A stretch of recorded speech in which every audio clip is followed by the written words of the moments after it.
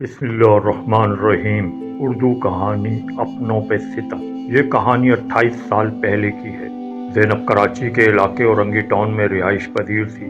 اس کا ایک ہی بیٹا تھا جسے وہ پیار سے اجو کہتی تھی۔ محلے میں بھی وہ اجو کے نام سے ہی مشہور تھا، لیکن اس کا اصلی نام آزاد عالم تھا، جو چند ایک کو ہی پتا تھا۔ زینب نے اسے بچپن سے بہت محنت کر کے پڑھایا، لوگوں کے گھروں میں برتن جھاڑو کرنا اور کپڑے سلائی کر کر کے تعلیم دلوائی، لیکن پڑھنے میں اس کا دماغ نہ چلا اور 8 کلاس پڑھ کے چھوڑ دیے کہ ماں مجھے سبق یاد نہیں ہوتا۔ ماسٹر صاحب روز مارتے ہیں کہ اپنے والد کو لے کر آنا۔ میں نے بتا دیا کہ وہ اس دنیا میں نہیں ہے۔ ماں سے پوچھنے لگا کہ ابا کی کوئی تصویر یا کوئی نشانی، کوئی کپڑے، کچھ بھی نہیں تمہارے پاس؟ زینب کا رنگ زرد پڑ گیا، آنکھوں میں عجیب سی بے بسی جھانکنے لگی۔ اجو تسلی بخش جواب نہ پا کر ماں کو طرح طرح کے الزام دینے لگا کہ مجھے تو لگتا ہے۔ زینب نے منہ پر ہاتھ رکھ کر چپ کراتے ہوئے کہا، اس کے آگے کچھ نہ کہنا، میں نے کوئی گناہ نہیں کیا۔ تو یہ غلط سوچے اپنے چھوٹے دماغ میں نہ لایا کر بیٹا، ابھی تجھے بہت آگے بڑھنا ہے۔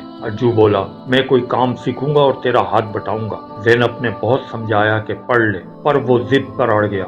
زینب کی ایک سہیلی تھی رشیدہ، جو دائی کا کام کرتی تھی۔ اجو بھی اسی کے ہاتھ کی پیدائش تھا۔ زینب نے اس سے اجو کے کام کی بات کی تو اس نے شوہر سے کہا۔ اس طرح اجو ایک جوتے چپل بنانے کے کارخانے میں کام سیکھنے لگا۔ کچھ عرصے بعد کام کرنے کے قابل ہوا تو مالک نے تنخواہ اسٹارٹ کر دی اور وقت گزرنے کے ساتھ ساتھ تنخواہ بھی بڑھتی رہی۔ ان کا مال باہر بھی جاتا تھا تو دبئی کی ایک پارٹی کی نظر اجو پر پڑی، جو محنت اور صفائی سے کام کرتا تھا۔ انہوں نے سائٹ پر لے جا کر بات چیت کی اور اپنی ضرورت کے تحت اپنا کارخانہ بنا کر اجو کے حوالے کر دیا کہ تم مالک ہو یہاں کے، ہمیں ڈیمانڈ کے مطابق مال دیتے رہو، بس باقی جیسے مرضی کرو۔ اب اجو کے حالات بہت بہتر ہو گئے تھے تو ماں نے شادی کے لیے لڑکیاں دیکھنا شروع کر دی اور آخر کار اپنے مشن میں کامیاب ہو گئی۔ یوں اجو کی دلہن گھر آ گئی۔ ماں کی خوشی کا کوئی ٹھکانہ نہیں تھا۔ کچھ دنوں بعد بہو نے بات بات پر ساس سے جھگڑے شروع کر دیے اور ماں کے خلاف اجو کے کان بھرنے شروع کر دیے۔ اجو بھی بیوی کے پیار میں کھو کر ماں کو باتیں سنانے لگا۔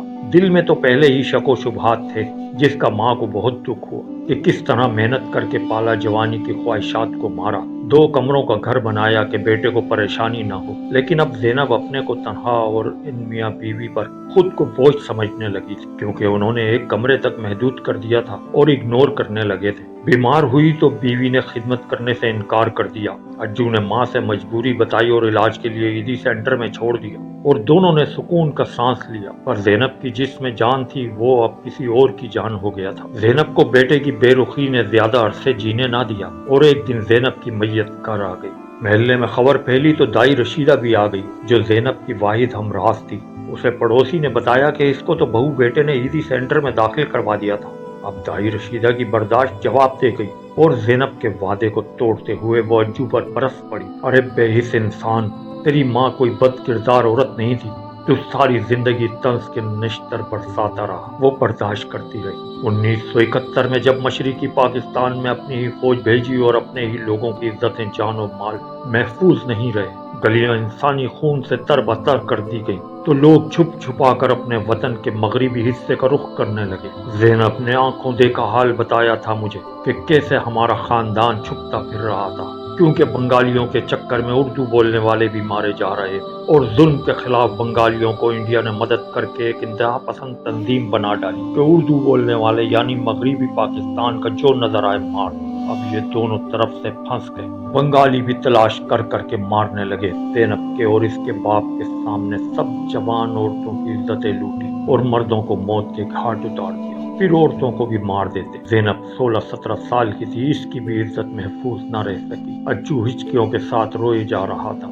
رشیدہ بولی، زینب بے ہوش ہو گئی، وہ مردہ سمجھ کے چھوڑ گئے۔ اللہ نے جس کو زندگی دینی ہو تو کون مار سکتا ہے۔ تھوڑی دیر میں لاشوں میں دبا ہوا اس کا باپ بھی زندہ نکل آیا اور بیٹی کو لے کر بڑی سیوریج لائنوں میں سفر کرتے کرتے محفوظ مقام پر نکلے تو سکھ کا سانس لیا، پر اپنوں کی لاشوں کی تدفین بھی نہ کر سکنے کا دکھ بھی تھا۔ پتہ نہیں کن کن مشکلات سے گزر کر وہ یہاں تک پہنچے ہوں۔ زینب کے والد کا ایک زخم بھی خراب ہو گیا تھا جو اس کی جان لے گیا۔ زینب کم عمر تھی، اسے کچھ پتہ ہی نہ تھا۔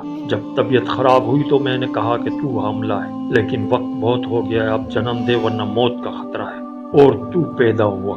بس تیری خاطر اس نے اپنی ہستی کو نفی کر دیا اور تیرے لیے جینے لگی اور تو نے اسے لاوارث کر دیا۔ بے حس انسان، لیکن تیرا بھی قصور نہیں، تیری رگوں میں جو خون دوڑ رہا ہے یہ اس کا اثر ہے۔ اجو دہاڑے مار مار کر رو رہا تھا اور دائی رشیدہ زینب کی میت کے پاؤں پکڑ پکڑ کر اپنا وعدہ توڑنے کی معافیاں مانگ رہی تھی۔ کہانی پسند آئی ہو تو لائک، سبسکرائب، شیئر اور کمنٹس کرنا نہ بھولیے گا۔